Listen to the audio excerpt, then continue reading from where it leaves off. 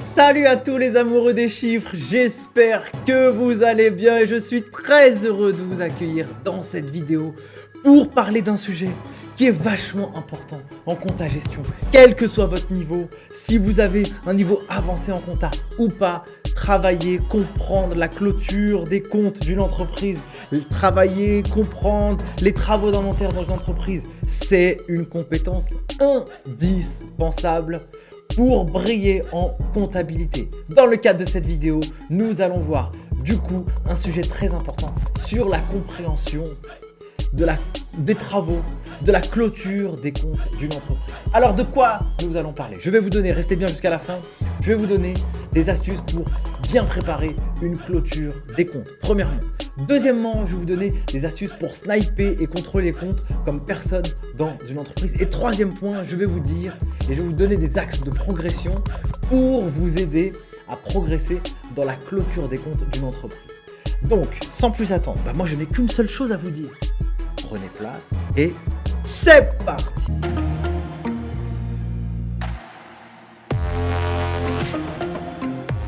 Alors avant de commencer cette vidéo, ce que je vais faire, c'est quelque chose d'un peu différent par rapport à d'habitude. Je vais vous donner des astuces, des travaux pour que cette vidéo puisse être la plus bénéfique possible, la plus profitable possible. Si vous voulez des résultats, ne faites pas cette vidéo juste comme ça, vous consommez le contenu et puis vous n'allez pas vous en souvenir demain ou après-demain parce que vous n'aurez pas été acteur de votre apprentissage. L'objectif de cette vidéo, ça doit être pédagogique et à la fin, vous devriez repartir avec une to-do list qui soit claire. Donc pour avoir des résultats, voilà ce que vous allez devoir faire. En tout cas, c'est ce que je vous recommande. Après, vous faites comme vous voulez, évidemment. Soyez concentrés 100% avec moi. Restez concentrés avec moi. Virez toutes les notifications. Soyez concentrés avec cette vidéo parce qu'elle ne va pas durer 1000 heures, mais elle va vous apporter beaucoup de valeur. Donc ça, c'est hyper important. Première chose. Deuxième chose, il va falloir prendre des notes efficaces. Je vous invite à découvrir le mind mapping. Ça, c'est un outil incroyable pour prendre des notes. D'ailleurs, je vous mettrai un screenshot à la fin de ce cours pour vous donner un exemple de prise de notes en mode mind mapping. Là, vous prenez des notes comme vous voulez, mais l'objectif, c'est que vous puissiez prendre des notes pour pouvoir les relire. Parce que l'objectif, c'est de pouvoir réviser après. Mais une fois que vous avez pris vos notes, ce que je vous recommande de faire, c'est évidemment approfondir tout ce que je vais vous dire. Moi, je vais travailler sur des généralités. Si vous souhaitez aller voir des choses de manière beaucoup plus précise et beaucoup plus avancée, abonnez-vous directement sur la plateforme en ligne Les Geeks des Chiffres. Vous avez toutes nos formations qui préparent au DCG et même autres à seulement 29,90 par mois pour aucun engagement. Vous pouvez voir la compta, la finance, la fiscale, bref, j'en passe, c'est des meilleurs. Allez-y, ça va vous permettre d'approfondir. Mais là, dans le cas de cette vidéo, approfondir, ça veut dire quoi? Vous devez aller manipuler. Le meilleur moyen pour apprendre quelque chose, c'est de le toucher. Soit vous le touchez avec vos mains, vous pratiquez, vous en parlez, vous écoutez, vous regardez, vous sentez, bref. Il faut que ça transpire l'action en fait. Donc quand je vais vous dire des choses, mettez pause sur la vidéo et puis allez faire des recherches sur Google. Comme ça, vous allez activer votre apprentissage et ça va beaucoup plus et beaucoup mieux rentrer et rester dans votre tête. Quatrième point, je vous invite évidemment à réviser dans 1 heure, dans 1 jour, dans 3 jours, dans 30 jours, 4 mois, 6 mois, comme ça. Vous n'allez pas oublier ce que vous voyez maintenant. Si vous passez des examens, ça peut être hyper important pour répondre à des questions d'examen. Si vous êtes professionnel, ça peut être hyper important si vous passez des entretiens pour avoir du vocabulaire, avoir de la crédibilité face à des recruteurs. Au moins, ils vont voir que vous maîtrisez des choses et que ça rigole pas. Et si vous êtes déjà professionnel et vous souhaitez évoluer ou même vous voulez faire des petits refresh, ça peut toujours être intéressant. Évidemment, 5e point, qui pour moi est le plus important, il faut se transformer en professeur. Le meilleur moyen d'apprendre quelque chose, c'est de le transmettre. Si vous le transmettez, vous allez devenir un killer. C'est-à-dire, transmettre, c'est l'avoir appris 2 fois. Ok? Donc ça, c'est hyper important. Si vous respectez ça, vous aurez forcément des résultats à l'issue de cette vidéo. Et je vous invite évidemment à faire toujours ça dans tous vos apprentissages que vous pouvez faire. Alors, on y va en attaque. Donc, à quoi sert la clôture des comptes? Donc, en fait, une entreprise, elle vit. D'accord? Il va se passer plein de choses. Il va se passer des news dans sa vie. Et généralement, on va définir un exercice comptable sur une année. Une année, souvent, c'est du 1er janvier au 31 décembre. Une année civile. Et dans cette année civile, eh bien, il se passe des choses. L'entreprise, elle achète, elle vend, elle reçoit des encaissements, elle paye, elle déclare des impôts, elle fait la TVA, elle embauche des gens, elle paye des gens, elle vire des gens, elle reçoit des subventions, des emprunts, bref, blablabla, j'en passe, c'est des meilleurs. Toutes ces news-là doivent être intégrées dans la comptabilité. Et la clôture des comptes, l'objectif, c'est d'aller finalement apporter la cerise sur le gâteau pour avoir une situation financière qui soit la plus clair possible. Déjà, pour nous aider à déterminer le résultat de l'entreprise. Est-ce que l'entreprise, sur cette période donnée, sur toute cette histoire-là, est-ce qu'elle a un résultat positif ou un résultat négatif? Est-ce qu'elle a un bénéfice ou est-ce qu'elle a une perte? Ça, c'est important. Les travaux d'inventaire, ça va venir parfaire tout ça pour avoir une situation concrète, honnête, qui reflète l'image fidèle. D'accord? Qui va nous aider à respecter les grands principes comptables. Image fidèle, indépendance des exercices. D'accord? Entre autres, je vous en parlerai après. Évidemment, ça va nous donner une situation patrimoniale. Ça va nous aider, les travaux d'inventaire, à évaluer des actifs et des passifs pour avoir une situation patrimoniale. Donc le bilan, qui soit honnête à la fin de l'année, qui soit le reflet de l'histoire qui s'est passée tout au long de l'année de l'entreprise. Et donc on verra le bilan au 31 décembre qui déterminera si l'entreprise, d'un côté, ses actifs et de l'autre ses passifs. D'un côté ce qu'elle possède et de l'autre ce qu'elle doit, pour le faire très simplement. Donc alors maintenant, quelles sont les actions pour organiser une clôture mensuelle, une clôture annuelle, pardon. Comment organiser la clôture? Alors déjà mes chers amis, le plan, c'est la clé. Le plan, c'est la clé. Le plan, c'est la clé. La bataille, elle se gagne dans les plans. Donc, si vous n'avez pas de plan, vous foncez dans le mur. Celui qui aura un plan, il aura une organisation qui va être concrète. Il va planifier toutes ses tâches. Il va savoir exactement ce qu'il aura à faire. Ça va dérouler. Je crois qu'il y avait une citation de Abraham Lincoln. Je pense que c'est lui, mais je ne suis pas sûr. Si j'avais 6 heures, je crois que je passerais 4 heures à aiguiser la hache, quoi. D'accord? Donc il va passer plus de temps à aiguiser la hache plutôt que d'aller couper les arbres directement. Il y en a, ils vont aller prendre la hache et boum, ils vont aller couper les arbres. Non, c'est pas comme ça qu'il faut faire. Il faut avoir un plan. Ok? Donc, première chose, ce que je vous invite à faire, c'est que la compta, ça ne se traite pas à la fin de l'année. En fonction des boîtes, en France, il y a beaucoup plus de petites entreprises que de grandes entreprises. Donc au niveau de la compta, il y a, entre guillemets, excusez-moi du terme, plus de gens qui vont avoir une gestion à l'arrache que des gens qui vont être ordonnés et structurés. D'accord? Mais évidemment, ce n'est pas une vérité générale, mais par rapport en tout cas aux petits échantillons que j'ai vus, souvent c'est ce que je vois. Donc il faut avoir une bonne organisation, et donc l'organisation, elle est mensuelle. Premièrement, vous devez optimiser la récolte, le classement et le traitement des documents comptables. Donc la récolte, vous devez avoir des outils qui vous facilitent la récolte des informations comptables. Comment vous allez retrouver toutes vos informations comptables dans vos comptes? Vous pouvez utiliser des outils qui vont vous aider à aller chercher des documents comptables sur Amazon, par exemple, sur Free, sur Bouygues, dans votre boîte mail, etc. Vous avez des outils comme iPadDate, donc je recommande fortement cet outil, qui est vraiment cool, qui va vous aider finalement à aller rechercher toutes vos factures, par exemple. Ça peut être un exemple. Ensuite, donc ça c'est au niveau de la récolte. Après, dans le classement des documents et dans le traitement, donc dans le classement, c'est que tout ce qui vous arrive dans chaque mois, qui peut avoir un impact sur les comptes de votre entreprise, vous signez un contrat de crédit bail. Vous gardez le contrat de crédit bail. Vous savez où il est. D'accord? Parce que ça va être utile dans les travaux d'inventaire. Vous avez acheté l'IMO la plus exceptionnelle de la vie de votre entreprise. Elle a coûté très cher.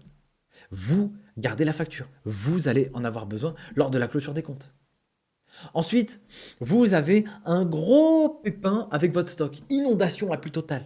Vous allez devoir garder toutes les informations en lien avec ce sinistre pour la clôture des comptes. C'est hyper important. Vous allez vendre vos IMO. Vous devez garder ces informations parce que c'est important, vous en aurez besoin dans la clôture des comptes, etc., etc. Tout ce qui peut avoir un impact, augmentation de capital, levée de fonds, etc. Bref, vous devez classer ça parce que vous en aurez besoin dans le dossier de révision. Ok? Donc, voilà pour cette partie-là. Une fois que vous avez optimisé tout ça, mes chers amis, eh bien, il va falloir saisir toute la compta. Saisir toute la compta, je vous invite vraiment à avoir un process, quoi. Est-ce que vous le faites tous les jours? Est-ce que vous le faites toutes les semaines? Est-ce que vous le faites tous les mois? Quoi qu'il en soit, il va falloir saisir tout ça. Les achats, les ventes, les notes de frais, la paye, la trésorerie, la caisse. Tout ce qui est en lien à votre compta courante, vous devrez l'enregistrer et faites bien gaffe d'avoir tous les documents et tous les justificatifs. Parce que sinon, ça peut vite être une galère. D'accord? Donc, voilà pour cette partie-là. Exemple, moi à titre perso, je sous-traite la comptabilité de mon projet d'entreprise et dans la sous-traitance de ce cabinet, je reçois très aimablement le mail du comptable qui nous envoie ce message en disant, pour rappel, donc c'est ça à tout le monde, si les pièces n'ont pas déjà été transmises, auriez-vous la gentillesse de nous transmettre, donc ça ils sont très sympas, parce qu'il ne faut pas les frustrer les clients évidemment, l'ensemble des pièces comptables du mois de octobre. Donc facture d'achat, de vente, relevé bancaire, chèque, note de frais, comme ça eux qu'est-ce qu'ils vont faire? Ils vont pouvoir traiter la comptabilité avec ces documents. Ok les amis? Donc évidemment, ce que je vous invite vraiment à faire lorsque vous faites votre compta, d'accord? Hop, hop, hop. Vous allez faire les achats, les ventes, etc. Et vous allez faire la trésorerie. Et il se peut, ce qui est assez courant, c'est que vous ayez des montants et vous ne savez pas où les affecter. Vous ne savez pas où mettre ça. Mince, je sais pas, c'est quoi ce truc, je ne sais pas d'où ça vient. Faites gaffe. Faites gaffe, vous allez avoir une solution de facilité, c'est d'aller mettre ça en compte d'attente. Ah bah je sais pas, compte d'attente. Faites gaffe. Oubliez-moi, purée, ce compte d'attente. Le compte d'attente doit être égal à 0. Parce que le compte d'attente, c'est une charge mentale à la clôture des comptes d'une entreprise. Parce que je vous le dis, c'est une charge mentale à la clôture des comptes d'une entreprise. Pourquoi? Parce que vous devez avoir une quantité astronomique de lignes à aller réaffecter à un moment où vous n'avez pas envie forcément de le faire. Donc, plus vous êtes focus pour avoir un compte d'attente le plus faible possible, ou en tout cas qui s'approche de 0, et mieux vous allez vous porter dans la gestion de la clôture des comptes. Ça va être beaucoup plus facile. Donc, compte d'attente, objectif est égal à 0. Ok les amis? Mais du coup, des fois, étant donné que vous ne savez pas, eh bien, ça peut arriver. Ensuite, une des choses que vous devez traquer à mort, ce sont les documents manquants. Les documents manquants, ça c'est une tare. Ça veut dire que vous avez un document, par exemple, vous avez un mouvement en trésor, et vous ne savez pas c'est quoi la contrepartie. Vous avez payé un fournisseur et vous n'avez pas la facture. Donc du coup, vous ne pouvez pas rapprocher, vous ne pouvez pas faire un truc propre. Donc ça ne va pas. Donc vous devez traquer impérativement le document manquant. Une astuce ou plusieurs, hein. Une astuce, c'est que, par exemple, si vous êtes dans une petite boîte, vous utilisez des outils ou des applications mobiles, par exemple des néobanques comme Conto. Conto, qu'est-ce qu'ils font? Là, je vous mets un screenshot, par exemple, ici. Donc vous avez là 3 mouvements bancaires. Google et Stripe. Google et Stripe. Donc là, vous voyez que sur la première ligne ici, vous voyez, le 1er février, vous avez un montant de 10,40 € qui est prélevé. Donc qu'est-ce que vous pouvez faire vous allez saisir votre relevé de compte. Vous êtes en compta. Hop, vous avez boum, 10,40 €, tac, fournisseur Google, banque 512. Ok. Mais là, vous avez saisi le mouvement de banque. D'accord? Le décaissement. Mais il faut bien aussi saisir la facture en lien avec ça. Et donc, vous voyez là, sur le petit à côté, juste ici, vous avez un petit, comme une pièce jointe. Et là, ici, typiquement, Conto, il propose l'outil suivant, c'est que lorsque vous avez un mouvement bancaire, vous pouvez affecter le document justificatif à ce mouvement bancaire. Comme ça vous permet, lorsque vous allez faire le contrôle de votre compta tous les mois, savoir quels sont les mouvements bancaires pour lesquels il n'y a pas de justificatif. Et s'il n'y a pas de justificatif à la fin du mois, il faut aller à la chasse. Comme ça va être ultra facile. Vous allez pouvoir facilement bien gérer votre compta. Après, vous avez d'autres outils pour aller chercher les documents manquants. C'est par exemple les outils comme iPadDate que je vous ai parlé juste avant. Ils vont pouvoir aller se greffer à Amazon, Free, Bouygues, Orange et d'autres aussi, applications en ligne qui ne vous envoient pas des factures automatiquement par courrier ou directement dans votre boîte mail. Il faut que vous puissiez y aller. Des fois, on peut oublier. Ok? Ensuite, évidemment, il faut faire l'état de rapprochement bancaire. Comme ça, vous avez un état de rapprochement bancaire qui est clean. Si votre état de rapprochement bancaire est clean, il n'y a pas de problème. Ça, c'est cool. C'est obligatoire, de toute façon. Et après, vous allez faire le lettrage des comptes. Donc, si tous les mois, vous faites ce job-là, tous les mois, vous faites toute la saisie, vous allez à la recherche des documents manquants, vous allez traquer les comptes d'attente à mort, vous faites l'état de rapprochement bancaire et vous faites le lettrage, franchement, vous êtes bien. Là, vous êtes au top. Donc, pour rappel, le lettrage, c'est quoi? Je vais prendre un exemple pour la partie des fournisseurs. Donc, ça pourrait être quoi? Vous avez une facture, Apple, voilà, vous avez payé un hardy, un MacBook ou un Mac Pro, j'en sais rien, pour 1490. Donc là, vous avez reçu la facture. Vous l'avez intégrée dans votre compta, vous direct. Vous avez pris un outil où vous avez reçu ça par mail ou peu importe. Vous le prenez, au moment où vous avez processé votre, J+10, je fais tous les achats. Hop, J+10, vous faites tous les achats, vous saisissez votre facture d'achat et puis vous avez le paiement. Donc, si vous avez la facture et le paiement, vous pouvez lettrer. Donc, vous allez pouvoir rapprocher ça. Et comme ça, vous aurez lettré votre compte. Donc, le compte Apple, le solde sera égal à 0. Il n'y aura rien à faire dessus. Ok? Donc ensuite, mes chers amis, donc les principaux travaux d'inventaire. Donc là, évidemment, l'objectif, c'est de vous apporter du contenu, mais pas vous bassiner pendant trop longtemps. C'est voilà, je vous déroule les trucs un peu rapidement pour que vous puissiez avoir une vision globale. Donc, au niveau des principaux travaux d'inventaire, qu'est-ce qu'on peut avoir? Déjà qu'il faut prendre des notes. Là, il faut impérativement prendre des notes parce que je vais dire plein de choses qui ne vont pas apparaître dans les slides. Donc, faites bien gaffe. Donc, évidemment, les travaux d'inventaire les plus communs, on va voir les immobilisations, où on va travailler sur les IMO incorporels, corporels et financières. Je ne vous définis pas c'est quoi les IMO, etc. J'ai fait plusieurs vidéos sur la chaîne, même la comptabilisation et toutes les écritures. Ça, vous pouvez retrouver ça facilement si vous tapez ça dans la barre de recherche de YouTube. Donc, IMO incorporel, corporel et financière. Qu'est-ce qu'il va falloir faire? Il va falloir contrôler évidemment le coût d'acquisition, le coût d'entrée dans le patrimoine de l'immobilisation. Parce que c'est pas parce que vous avez l'achat de l'IMO qu'il n'y a pas d'autres frais qui rentrent en compte dans l'immobilisation. Donc il faudra valider ça. Il faudra calculer les dotations aux amortissements, évidemment. Il faudra vérifier qu'il n'y a pas de dépréciation. Il faudra vérifier les productions immobilisées. Est-ce qu'il y a eu des cessions? C'est ce que je vous ai dit. Donc toutes les news qu'il peut y avoir tous les mois, il faut le mettre dans un dossier qui vous permet de préparer votre clôture. Donc là, les principaux travaux d'inventaire sur les IMO, ça peut être ça. Donc pour le contrôle des comptes que vous pourriez avoir à faire, à traiter, vous avez deux méthodologies dans le contrôle des comptes. Donc, une fois que vous avez fait vos travaux, par exemple, vous avez passé toutes vos IMO, donc là, je fais juste un petit focus sur le contrôle juste après. Vous passez toutes vos IMO, donc vous savez qu'à la fin de l'exercice, vous devez vérifier que le coût d'entrée, il est conforme par rapport à ce qui est demandé par le PCG, le plan comptable général. Vous devez passer les dotations aux amortissements, donc vous passez vos dotations aux amortissements, donc vous regardez quelle est la méthode de calcul que vous utilisez par rapport au plan d'amortissement en lien avec cette IMO, si c'est l'amortissement linéaire, 5 ans, 6 ans, bref, peu importe, ça vous faites ce job-là et vous devez l'intégrer dans votre compta. Mais une fois qu'à un moment donné, c'est pas parce que vous écrivez des choses dans la compta que c'est la vraie vie et que ça c'est la vérité. Il faut le justifier. Ok les amis? Donc ce que vous allez devoir faire normalement, c'est que quand vous allez faire un dossier de révision, c'est-à-dire qu'un dossier de révision, il sert à quoi lui? Eh bien, une fois que vous avez fait vos travaux d'inventaire, eh ben, il y a un petit camarade qui peut être un commissaire aux comptes qui vient pour aller contrôler votre compta. Et ben vous pourriez lui donner un dossier de révision pour qu'il puisse contrôler lui de manière la plus simple possible. Moi, je me rappelle quand j'étais responsable financier dans une société cotée, eh bien c'est ce travail-là que j'avais fait. J'avais fait un dossier de révision. Il était énorme, franchement, il était énorme. Et du coup, je lui ai apporté tous les justificatifs sur chaque compte. Chaque compte, justificatif. Pourquoi il y a ces montants dans ces comptes? Eh ben il y a le justif. C'est simple. Comme ça, j'ai pas besoin de discuter avec lui. Moi, je discute pas avec lui et tout est justifié. Contrôle fiscal, tout est justifié. Peu importe. Il y a tout ce qu'il faut.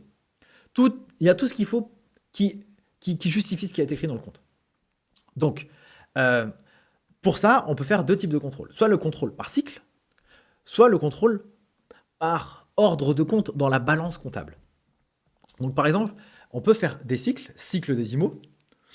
Donc, sur le cycle des IMO, qu'est-ce qu'on a? Eh bien, tous les codes comptables qui sont en lien avec les immobilisations, eh bien, on va les contrôler. Donc ça, je vous invite vraiment à aller faire une recherche sur Google. Écrivez dossier de travail sur Google, vous allez trouver ça. Des dossiers de révision de l'ordre des experts comptables. Comme ça, vous allez voir, franchement, ça va être hyper clair pour vous. Moi, je ne vous le mets pas ici, mais vous pouvez aller regarder ça précisément. Donc, les justifications par cycle, vous avez les immobilisations, la trésorerie, vous avez les stocks, vous avez les opérations du personnel. Et vous allez travailler ça par cycle, en fait. Et c'est tous les codes comptables qui sont liés au cycle des IMO. Donc ici, vous avez les codes. Bon, je vais prendre les traditionnels. Les comptes de la classe 2, d'accord? Par exemple, tout ce qui rentre en compta. Donc ça, vous devrez le justifier. Vous avez toutes les dotations, par exemple, aux amortissements, les productions immobilisées, les produits de cession, d'accord? Lorsque vous allez vendre vos immobilisations, s'il y en a qui partent, vous avez la valeur nette comptable des éléments d'actifs cédés. Donc si vous vendez des immobilisations ou qui ont été amortis, mais pas en totalité, vous avez forcément une valeur nette comptable, etc., etc. Donc ça, c'est un des moyens de pouvoir justifier. Hop, pardon, excusez-moi. Et vous avez le justificatif par ordre de compte dans la balance. Donc ça peut être un truc, j'espère que vous voyez bien à l'écran. Donc typiquement là, ici, donc ça c'est un document, hop. Donc alors voilà, donc vous avez ici le compte, le code comptable, par exemple, là, considérons qu'il n'y en a qu'un. Donc dans le dossier de révision, qu'est-ce qu'il va y avoir? Vous allez avoir par exemple un fichier Excel où vous allez avoir ici plusieurs onglets, d'accord? A, B, C, D, E, F, G, H, bref, jusqu'au bout.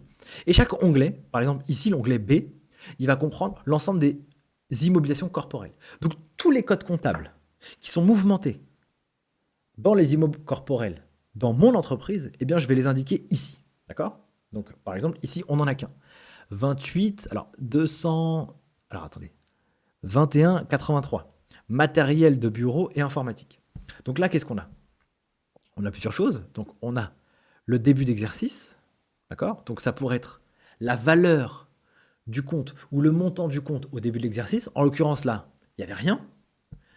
Ici, vous avez la colonne plus. Et là, vous avez la colonne moins.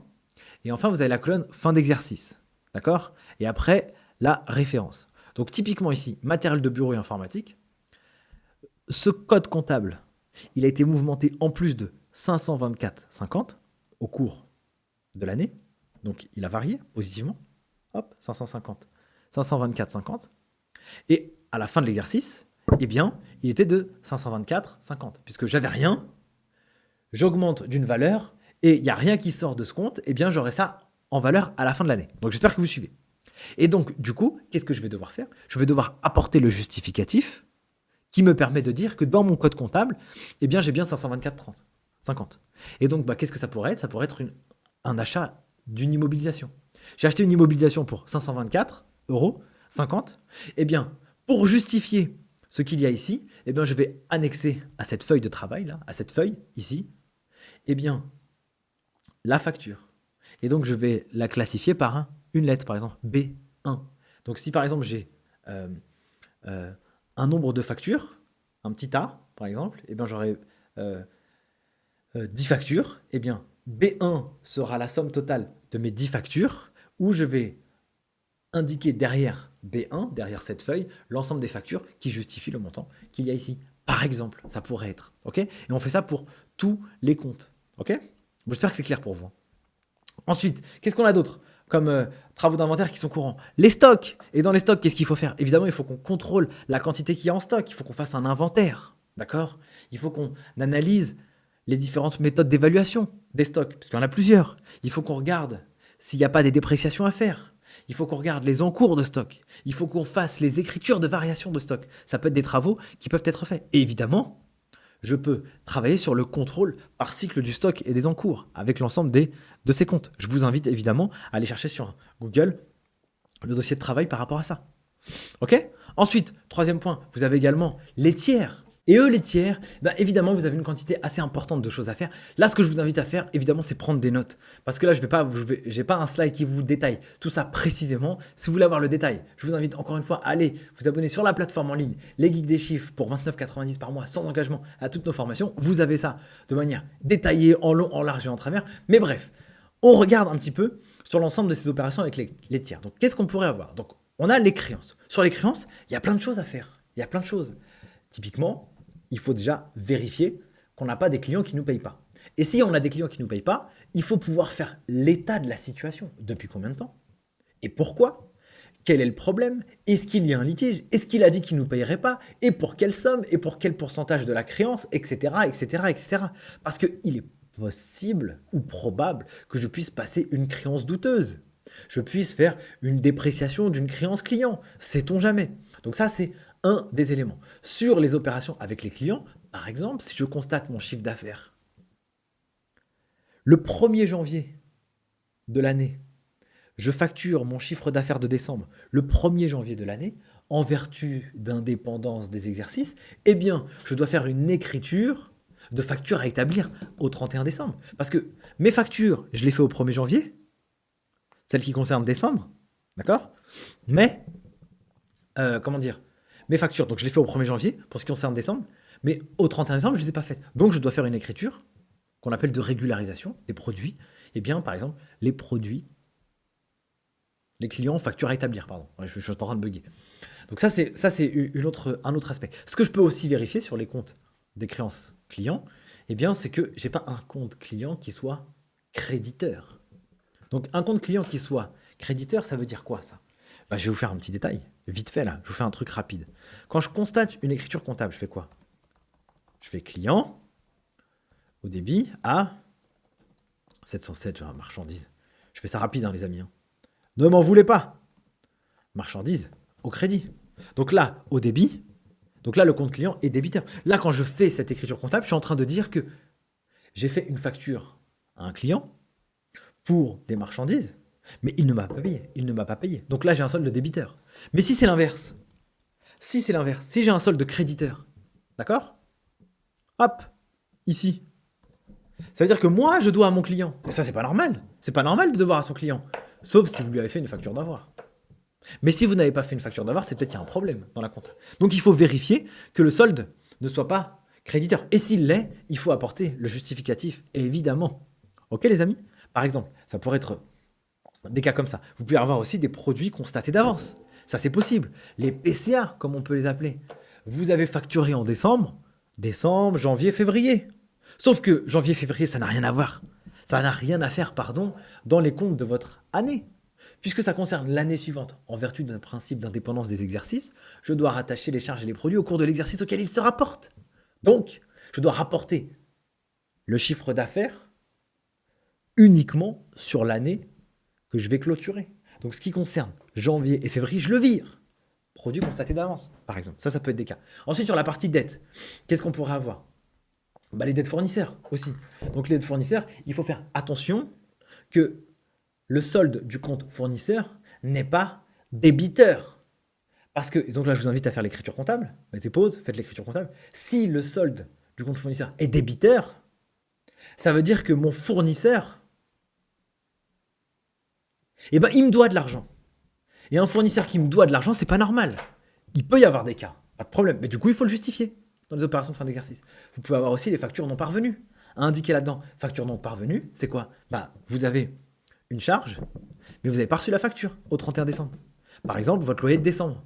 Vous recevez que la quittance de décembre, ou la facture, pardon, que le mois prochain. Il faut indiquer le loyer, par exemple. Vous voyez ce que je veux dire? Charge constatée d'avance. Ça pourrait être un exemple ici. Les devises en monnaie étrangère. Donc j'espère que vous notez tout ça. Ça, c'est des opérations de fin d'exercice qui sont assez communes. Ensuite, vous pouvez avoir aussi les impôts. Les impôts, qu'est-ce que vous avez? Les impôts, est-ce que vous avez un véhicule de société? Oui ou non? Donc si vous avez un véhicule de société, peut-être que vous avez la TVS à payer. Donc ça, il faut le prévoir dans vos comptes. D'accord? Il faut le prévoir, il faut le justifier. Si vous avez eu de la TVA tout au long de l'année, il faut faire un cadrage de TVA pour valider que tout ce que vous avez déclaré tout au long de l'année, c'est juste. Et donc, il faut apporter la justification.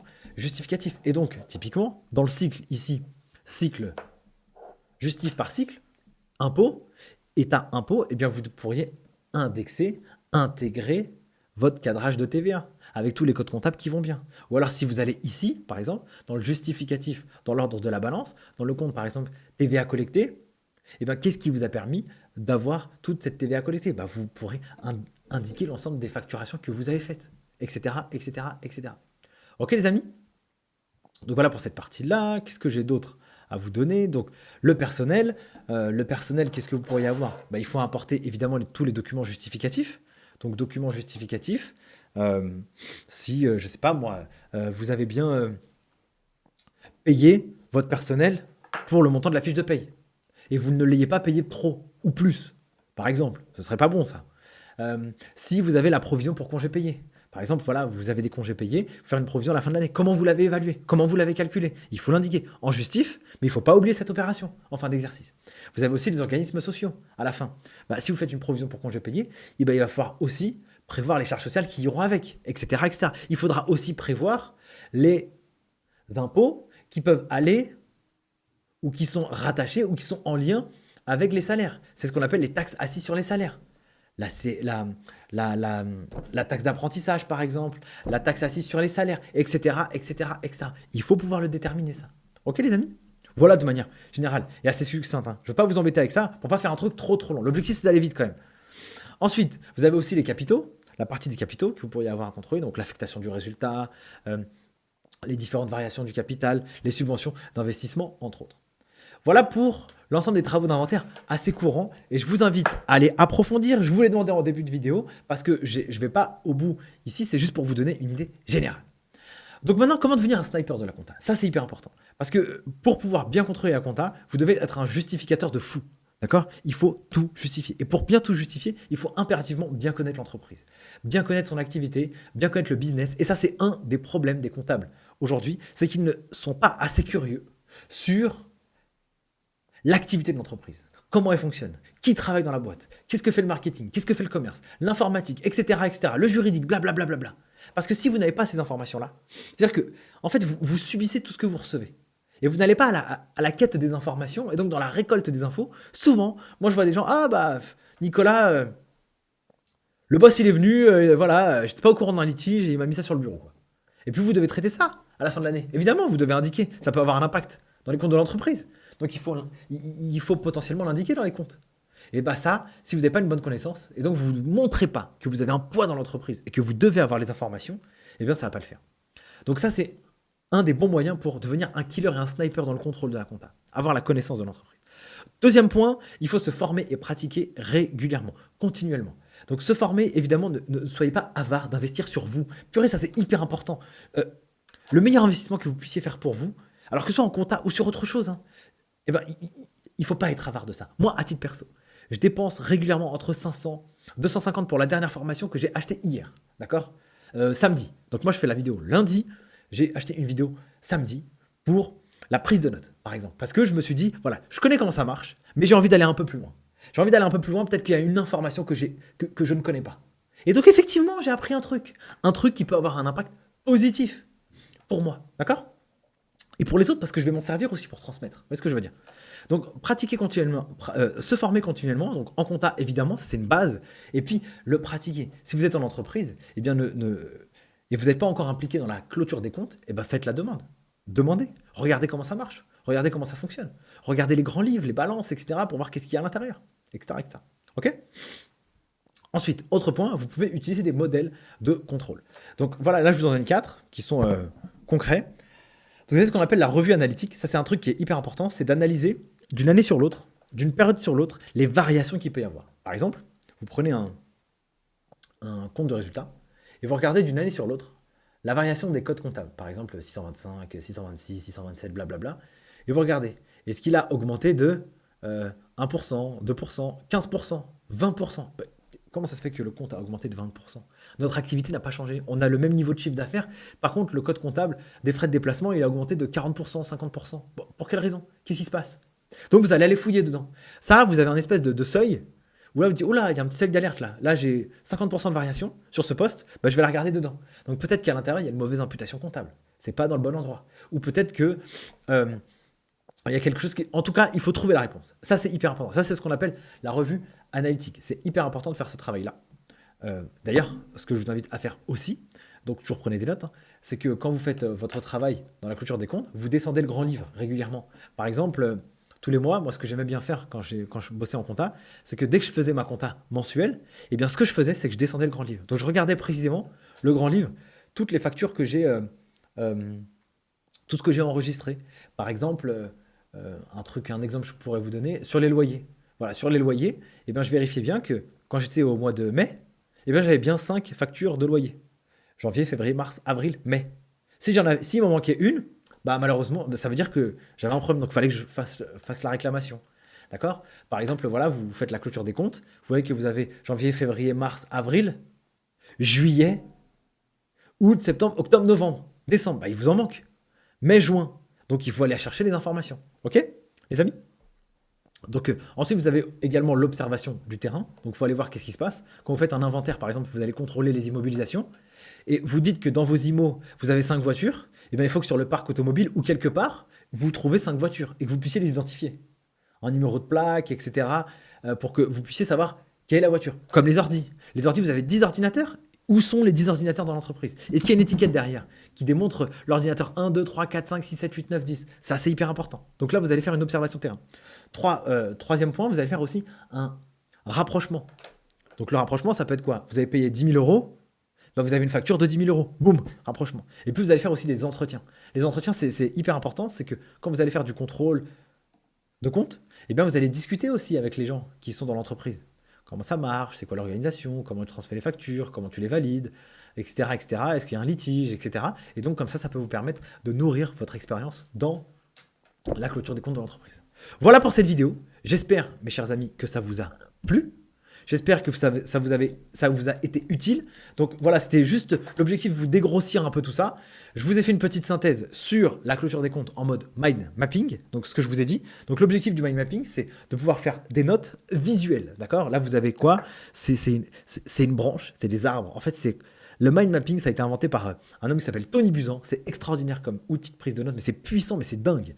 Parce que le mind mapping, il est organisé comme des branches d'arbres. Donc vous avez une idée générale au milieu, donc là on voit, c'est la clôture des comptes, donc vous dessinez une clôture, là vous faites ce que vous voulez, vous écrivez la clôture des comptes, et puis après il y a des branches. Pourquoi on fait la clôture? Comment on l'a fait? Qu'est-ce qui est interdit? Quoi? Et donc en fait, vous pouvez regarder ce screenshot, je vous invite à regarder ça, je ne peux pas vous faire un cours dessus, mais si ça vous intéresse, dites-le moi en commentaire, hein. Ça peut être cool. Sachant que là c'est fait très rapidement, on peut vraiment l'améliorer, mais à mort. Et du coup voilà. Mille merci du coup d'avoir suivi cette vidéo. Si vous êtes là jusqu'à maintenant, n'hésitez pas à la liker, à la partager pour faire connaître et diffuser le savoir au plus grand nombre. Et moi, je vous dis, évidemment, prenez soin de vous et à bientôt pour une prochaine vidéo. Ciao!